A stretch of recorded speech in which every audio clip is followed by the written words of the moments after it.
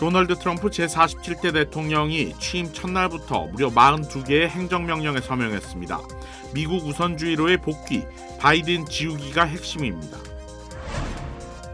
서명한 행정명령 중에는 또 성별과 인종 등을 고려한 다양성 장려 정책을 폐기하는 명령도 포함됐습니다. 공식적으로 남성과 여성 두 개의 성별만 인정하는 내용입니다. 트럼프 대통령 취임에 맞춰 대대적인 이민 단속 작전도 진행되고 있습니다. 연휴 동안 이어진 강풍으로 샌디에고 지역에서 산불이 연이어 발생했습니다. LA 지역 산불은 진화의 속도를 내고 있습니다. 한인사회 문화예술계와 교계를 중심으로 산불 피해 복구를 돕기 위한 움직임이 일고 있습니다. 시청자 여러분 안녕하십니까? KBS 아메리카 뉴스입니다. 제47대 도널드 트럼프 대통령이 취임 첫날부터 무려 42개의 행정명령에 서명했습니다. 취임사에서 밝힌 국정기조를 그대로 이행한 겁니다. 관련 소식 윤범수 기자가 보도합니다. 미국의 황금기가 시작됐다며 취임사를 시작한 트럼프 대통령.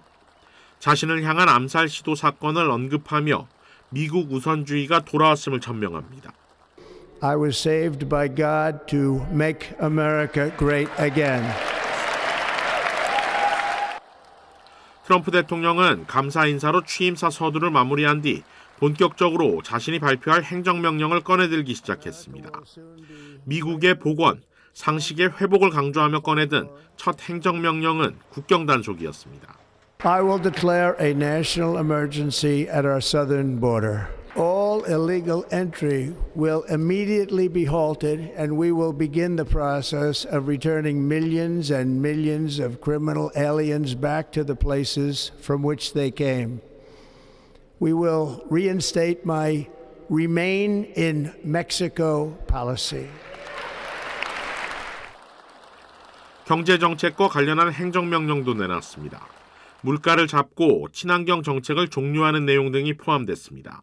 The inflation crisis was caused by massive overspending and escalating energy prices, and that is why today I will also declare a national energy emergency. We will drill, baby, drill. With my actions today, we will end the Green New Deal and we will revoke the electric vehicle mandate, saving our auto industry and keeping my sacred pledge to our great American auto workers.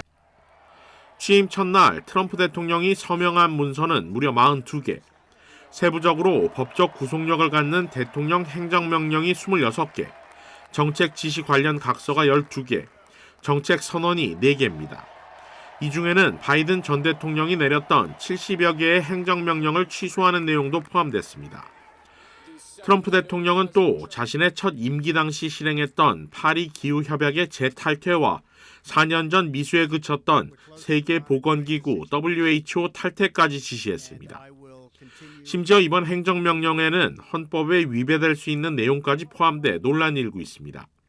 미국에서 태어나는 아이에게 주는 선천적 시민권을 불법 체류자 부모에게는 인정하지 않는다는 내용이 그것인데 수정헌법 14조에 정면으로 위배된다는 지적을 받고 있습니다. 이 때문에 오늘 민주당 소속 18개 주 법무장관이 함께 효력을 중단해달라며 소송까지 제기했습니다. 트럼프 대통령이 취임 첫날 발표한 행정명령은 앞서 바이든 전 대통령이 취임했을 당시 발표한 9개에 비해 거의 4배 이상 많은 것입니다. 심지어 8년 전 첫 번째 임기를 시작했을 당시에는 한 건의 행정명령만 발표했습니다. 민주당의 거센 공격이 시작됐다 해도 이미 4년 전 보수우위의 대법원을 완성시켜 놓은 트럼프 2기 행정부의 속도전을 멈추기는 어려울 것이라는 전망이 나오고 있습니다. KBS 뉴스 윤범수입니다. 트럼프 대통령이 성별과 인종을 고려한 장려 정책을 폐기하는 행정명령에도 서명했습니다. 앞으로는 소수의 성 정체성이 인정되지 않고 남성과 여성이라는 두 가지 성별만 존재하게 됩니다. 트럼프 대통령은 행정명령에 서명하면서 성전환을 마친 트랜스젠더 여성이 여성 전용 시설을 이용하는 것은 잘못된 일이라고 언급했습니다. 주관적인 성 정체성은 자아 감각을 반영할 뿐 생물학적 현실과는 거리가 있다는 겁니다. 대통령 행정명령에 따라 앞으로는 정부기관과 교육기관, 공공시설에서 성전환자에 대한 배려가 없어지게 됩니다. 연방정부가 관리하는 여권과 비자, 공무원 인사기록카드 역시 남성 또는 여성이라는 2개 성별 중 하나를 선택해야 합니다. 주관적인 성정체성이 반영된 젠더 기입란이 없어지고 성별 표기만 남는 것인데 주요 연방기관에 있던 최고 다양성 책임자 보직도 사라지게 됩니다. 트럼프 대통령의 행정명령에 따라 바이든 행정부에서 추진됐던 인종과 성별, 성정체성 등 소수자 권리 증진에 대한 기조는 사라지는 대신 인종과 성별 능력에 집중된 사회로 전환될 것으로 보입니다.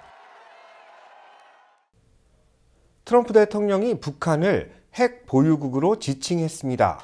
국제사회는 핵 개발을 용인한다는 신호를 줄 수 있기 때문에 이러한 표현을 자제해왔는데 이번 발언의 배경을 양민철 기자가 분석했습니다. 트럼프 대통령은 핵보유국 발언을 하면서 여러 차례 김정은 위원장을 언급했습니다. I was very friendly with him. He liked me. I liked him. Now he is a nuclear power, but we got along. I think he'll be happy to see him coming back. 주한 미군과의 영상 통화에선 김 위원장과 잘 지냈다면서도 매우 나쁜 의도를 가진 사람, 터프한 사람이라고 했습니다. 잇따라 김 위원장에게 관심을 드러낸 건데 우선 대화를 시작하자는 신호를 보낸 거라는 해석이 나옵니다. 역대 미국 정부의 완전한 비핵화 대신 핵보유를 일부 용인하고 군축 협상을 하는 이른바 스몰딜에 나설 수 있다는 우려가 커지는 대목입니다. 이 과정에서 제재 완화 등을 제시할 수 있는데 북한의 많은 해안선과 엄청난 콘도 개발 잠재력을 언급한 것도 이를 염두에 둔 것으로 보입니다. 북한의 SOC 및 여러 가지 시설을 건설하는 보상 방안을 제공할 수 있다는 것을 제시함으로써 향후 김정은 위원장과의 협상에서 주도권을 장악하려는 의도로 평가됩니다. 정부는 북한은 절대 핵보유국 지위를 가질 수 없다고 강조하며 비핵화를 위해 미국 새 행정부와 긴밀히 협력할 거라고 밝혔습니다. 북한의 비핵화는 한반도는 물론이고 전 세계의 항구적 평화와 안정을 위한 필수 조건으로 지속 추진되어야 합니다. 정부는 최상목 대통령 권한대행과 트럼프 대통령의 전화통화, 외교부 장관 방미 등 고위급 소통도 추진 중입니다. 하지만 정치 위기로 대미 외교력이 크게 떨어져 있는 것이 사실이어서 북핵 문제의 중대 국면에서 미국 새 행정부와 소통을 위한 골든타임을 놓치는 것 아니냐는 우려도 커지고 있습니다. KBS 뉴스 양민철입니다. 트럼프 대통령 취임에 맞춰 대대적인 불체자 단속 작전이 시작됐습니다. 단속은 앞으로 더 강화될 거라는 전망입니다. 베이커스필드 지역 언론은 국토안보부 주관의 이민 단속 작전에 관한 내용이 관할 치안기관에 전달됐다고 보도했습니다.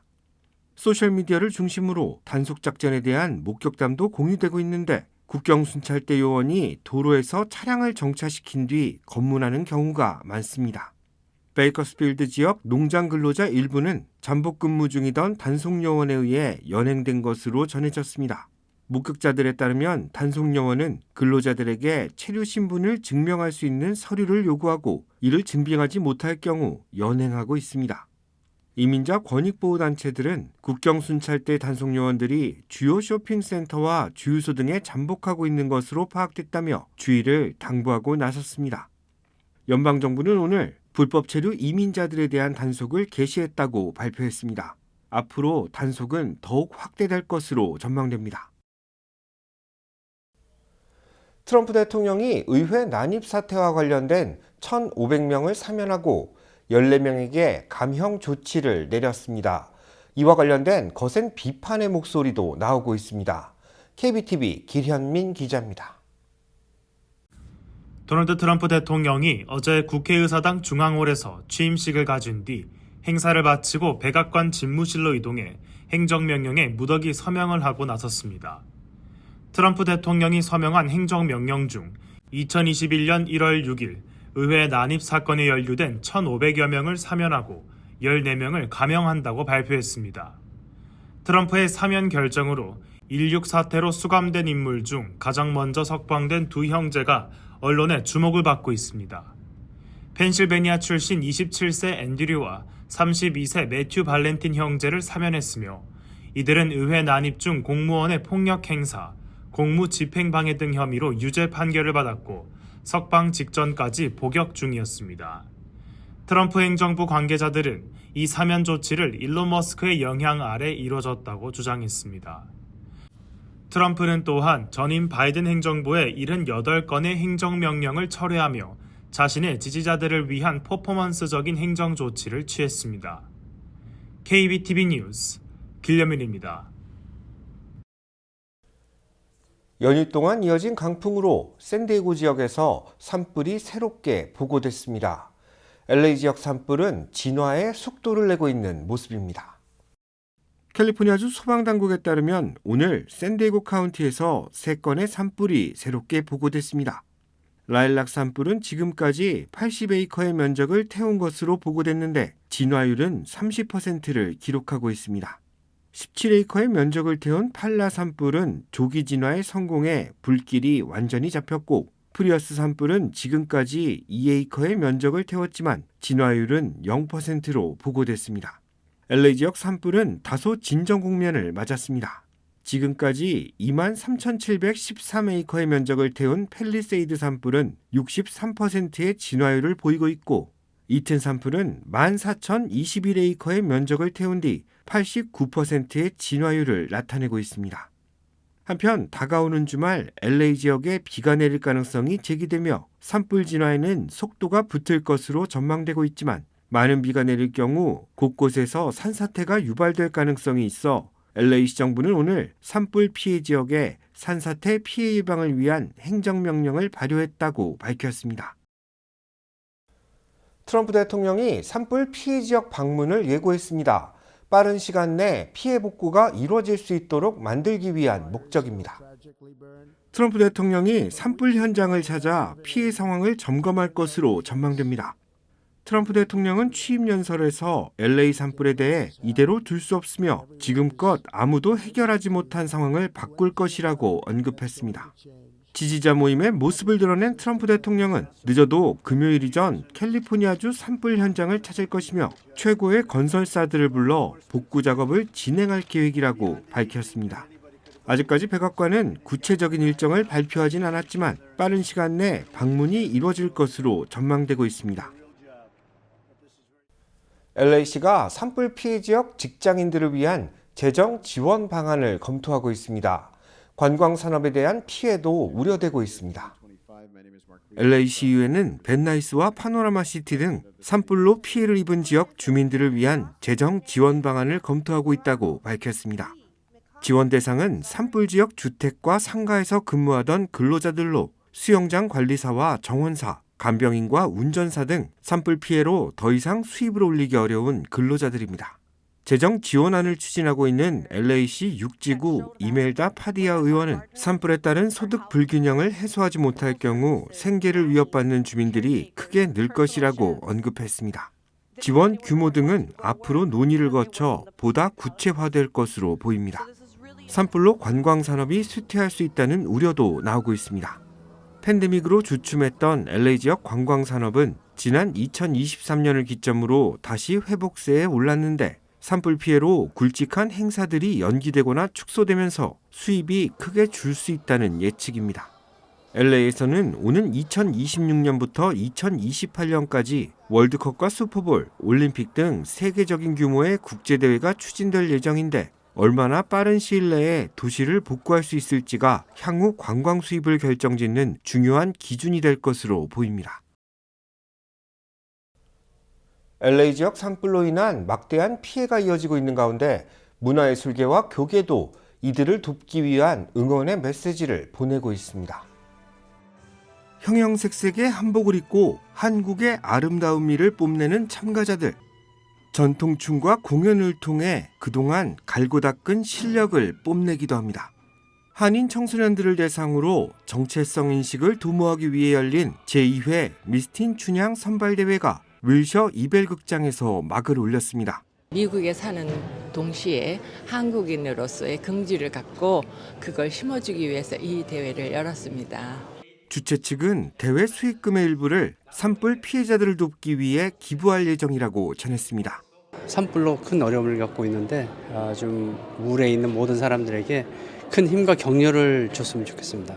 한인 2세와 3세로 구성된 10대 청소년들은 한국의 아름다움을 주제로 열띤 공연을 펼쳤는데 올해 대회에서는 임소연 양이 대상을 차지했습니다. I'm just so grateful, and in the future I hope to inspire other girls to try out and participate in this activity. 산불 피해를 돕기 위한 교계 차원의 움직임도 펼쳐지고 있습니다. 남가주 기독교교회협의회와 한인 목사회, 여성 목사회는 합동 예배를 갖고 한인 교계가 하나로 합심해 산불 피해 지역 복구를 위한 교계 차원의 노력에 나설 계획임을 밝혔습니다. 세 단체가 합력해서 그들을 위로하고 직접 찾아뵙고 그들에게 선한 사마리아인처럼 그들을 위로하는 데 앞장서도록 하겠습니다. 한인 교계단체는 이날 행사에서 신임 회장단 이취임식을 갖고 한인 커뮤니티를 중심으로 다양한 지역에서 봉사활동을 펼칠 것이라고 밝혔습니다. 각 분야에서 종사하고 있는 한인들이 산불 피해 극복을 위한 희망의 메시지를 전달하고 있습니다. LA 한인회는 오늘 한인 커뮤니티를 대표해 성금 모금 캠페인을 포함한 다양한 지원에 나설 계획이라고 전했습니다. 패창가 리조트가 산불 피해자 구호 활동을 지원하기 위해 50만 달러를 기부했다고 밝혔습니다. 패창가 리조트는 팰리세이드와 이튼 산불 피해자들을 돕기 위해 50만 달러를 기부했다고 발표했습니다. 패창가 리조트는 LA 산불 구호에 나서고 있는 소방국 등 구호단체 지원에 25만 달러, 적십자사에 추가로 25만 달러를 전달했다고 밝혔습니다. 패창가 리조트를 이끌고 있는 패창가 부족은 산불 등 자연재해로 어려운 시기를 맞았고 힘을 모아 지역사회를 돕기 위해 기부를 결정했다고 언급했습니다. 한편 패창가 리조트는 산불 피해 지역 주민은 물론 강풍으로 전력 손실이 발생한 지역 주민들에게 숙박 할인 등의 편의를 제공하고 있다고 전했습니다. 미성년자 성적 학대와 음란물 제작 혐의를 받아온 한인 남성 용의자에게 16년형이 내려졌습니다. KBTV 전상희 기자입니다. 미네소타 연방법원에 따르면 버지니아주 센터빌에 거주하는 42세 한인 레이몬드 최 씨에 대해 선고 공판에서 판사는 징역 16년에 보호관찰 20년을 선고했습니다. 연방검찰은 최 씨가 소셜미디어를 사용해 미성년자에게 성적 목적으로 접근하고 음란물을 만들도록 강요한 혐의라고 밝혔습니다. 소장에 따르면 최 씨는 지난 2023년 11월부터 작년 2월 사이 제이슨 리라는 가명을 사용해 인스타그램 등 소셜미디어 앱을 통해 13세에서 14세 소녀에게 성적인 메시지를 보내 의도적으로 유혹했으며 피해자에게 성적인 사진과 비디오를 보내라고 설득했습니다. 최 씨는 사진을 받는 대가로 아마존이나 우편을 이용해 선물 공세를 펼치며 미성년 피해자를 그루밍한 것으로 파악됐다고 검찰은 밝혔습니다. 이후 미네소타까지 비행기를 타고 가 피해자를 만나려 했지만 소녀 가족의 신고로 경찰이 개입하면서 만남은 무산됐으며 지난해 7월 13일 버지니아 페어팩스 시티에서 경찰에 체포된 뒤 사건 관할 법원인 미네소타로 이송돼 수감됐었습니다. 지난해 10월 최 씨는 아동 음란물 제작 혐의 한 건에 대해 유죄를 인정했습니다. 현재 연방검찰과 아동 착취 음란물 수사기관은 2006년 5월 연방법무부가 시작한 아동 성착취 및 학대 확산 대처를 위한 어린이 안전 프로젝트를 통해 범죄 수사에 나서고 있습니다. 튀르키예의 한 스키장에서 대형 화재가 발생했습니다. 지금까지 최소 66명이 사망한 것으로 집계됐습니다. 보도에 김계형 기자입니다. 12층 호텔 건물 한쪽 면이 온통 불길에 휩싸였습니다. 시뻘건 화염은 꼭대기층을 완전히 집어삼켰습니다. 현지 시각 21일 새벽 튀르키예 서북부에 있는 한 스키 리조트의 호텔 4층 식당에서 불이 났습니다. 최소 66명이 숨지고 50여 명이 다쳤습니다. O esnada da zaten ahşap bina olduğu için alevler bayağı yayıldı. O esnada insanlar zaten o panikle de atlamaya başladı. 순식간에 불이 위층으로 번지자 고층 투숙객들은 창문을 통해 뛰어내리거나 침구리로 만든 임시 밧줄로 탈출을 시도했습니다. 사망자 중 2명은 불을 피해 뛰어내리다 숨졌습니다. Otelin anında yani yarım saat gibi süreçte neredeyse otelin komple sardı yani şey. Alevler çok çabuk sardı. 스키 성수기에 겨울 방학까지 더해져 당시 호텔은 거의 만실이었고 투숙객이 230명을 넘은 것으로 전해졌습니다. 현지 매체들은 목재로 된 건물 외벽이 불을 더 키웠을 가능성이 있다고 보도했습니다. 해당 호텔은 화재 안전 인증을 받았고 규정 위반이 드러난 적은 없는 것으로 전해졌습니다. 당국은 화재 경위 수사에 검사 6명을 투입했고 호텔 소유주 등 4명을 체포했습니다. 에르도안 투르키예 대통령은 사고 규명을 위해 필요한 모든 조치를 하겠다고 밝혔고 튀르키예 정부는 현지 시각 22일을 국가 애도의 날로 선포했습니다. 두바이에서 KBS 뉴스 김계영입니다. 미국에서 학업을 진행 중인 한국인 유학생이 10년 사이 큰 폭으로 감소한 것으로 집계됐습니다. 국제교육연구원 연례 보고서에 따르면 2023-2024 회계년도 기간 미국 내 교육기관에 등록된 한국인 유학생은 43,149명입니다. 지난 2010년 73,351명에 비해 3만 명이 넘는 학생들이 감소한 수치입니다. 한국인 유학생 급감의 원인은 다양한데 다른 국가에 비해 학생 비자 발급이 까다롭고 원달러 환율이 올라 학비와 생활비 부담이 늘고 있는 점도 이유로 분석되고 있습니다. 또한 졸업 후 체류 신분 취득 등 현지에서 직장 생활을 이어가기 어려운 점도 한국인 유학생들이 미국을 선호하지 않도록 만드는 또 하나의 이유로 거론되고 있습니다.